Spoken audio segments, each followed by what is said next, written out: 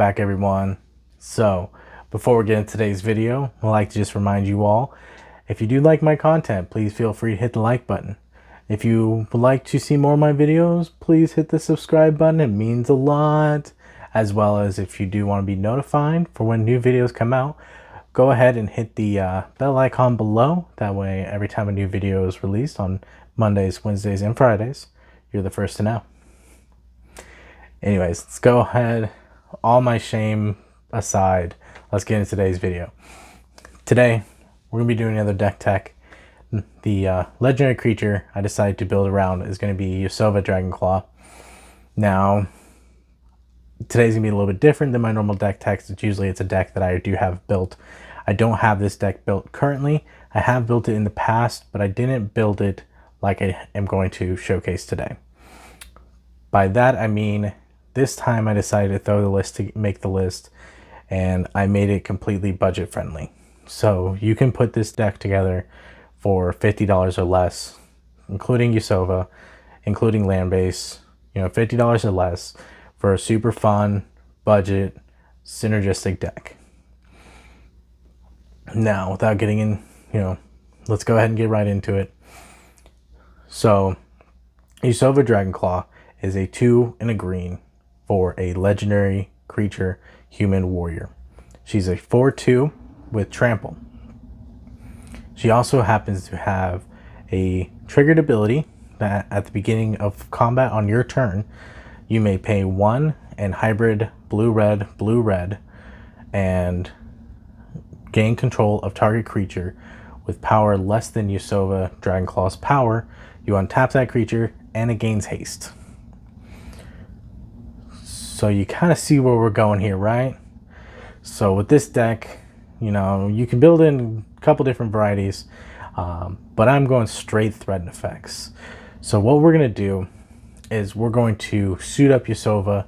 We're going to run, active treason effects, and we're just going to steal everyone's creatures for the win.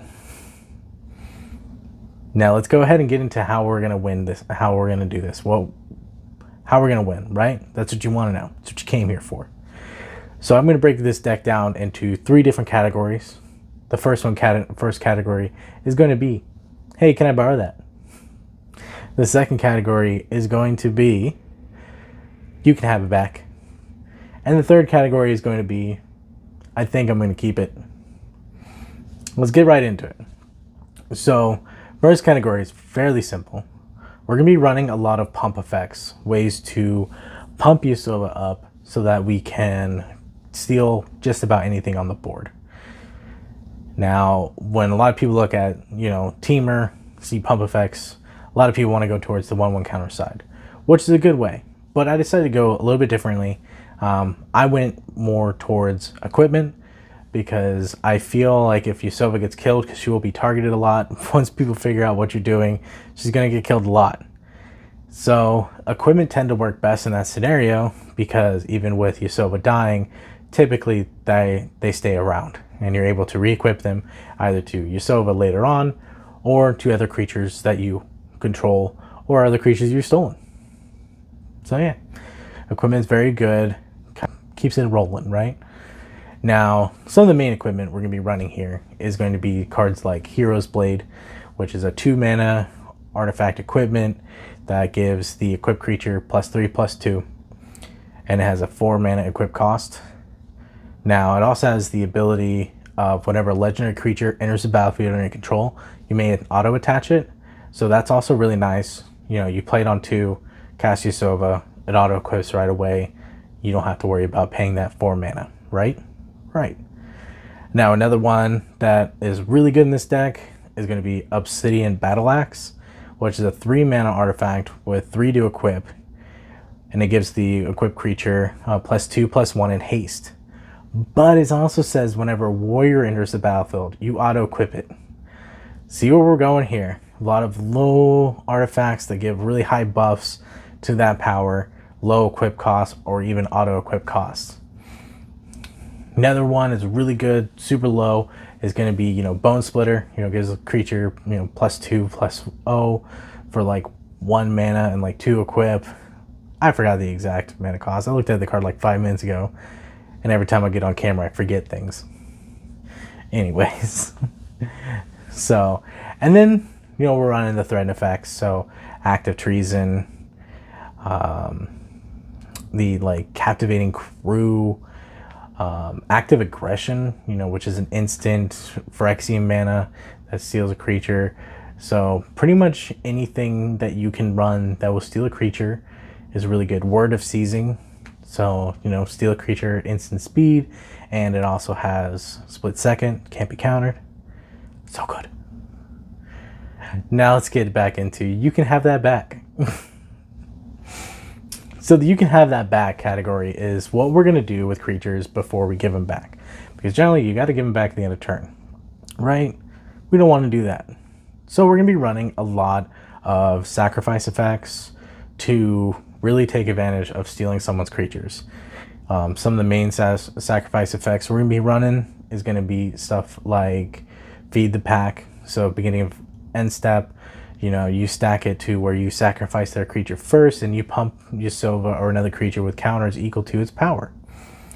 Or we're also running like, you know, Goblin Bombardment, which is super good. You know, just sacrifice ping a dude, which is really nice. It's just a free sack outlet. So, and then you got like Momentous Fall, which, you know, sacrifice a creature is additional to cast it. You know, you draw cards equal to that creature's power. So big draw spell, get rid of a creature you've stolen so you don't have to give it back. And then, you know, we're running Fling effects. So Fling and everything else like Fling. Anything that you can sacrifice a creature and throw it at your opponent to deal direct damage. Because that's what you want to do. Direct damage is going to win you the game, right? Right. Now let's get on into spot number 3 here. And that is going to be, I think I'm going to keep that. So this one is a little bit tricky because there's not many cards that are with budget friendly that allow you to do what you want to do with this category. So it's mostly going to be, you know, a few creatures or cards that allow you to do this. The big thing is a land called Safe Haven. Now, Safe Haven is you tap it, you pay 2 and tap it, exile a creature, and then when you sacrifice Safe Haven, you can return all creatures exiled from it and put it onto the battlefield. Put them on the battlefield under your control. So it doesn't count, it doesn't care if it was your opponent's creatures or your creatures that are being exiled to Safe Haven. It just sees that, hey, it was exiled from your battlefield, so it's going to be put back under your control because it specifically says your control. And then we'll be running artifacts that do the same. I forgot the exact artifacts off the top of my head because you guys know how bad I am at this. So we're running on a couple artifacts that do the same, as well as a couple creatures that will flicker or sacrifice other creatures. And then the other big ones is going to be like Willbreaker. That's just because, you know, you target it with Yasova and automatically steal it. That's it. Just target it and boom, it's yours. And then, you know, so that's a lot of the really good things the deck's trying to do. You're trying to steal the entire board, swing out every turn. Your commander's gonna get massive, so you're eventually gonna kill people with commander damage. And you can build this deck for at least $50. The list down below is going to be priced out at $50. Mana base is super cheap.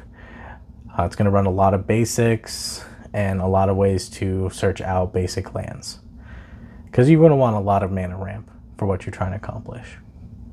Anyways, guys, let me know what you think down in the comments section below. I know I got a little serious there towards the end, but I'm still just me.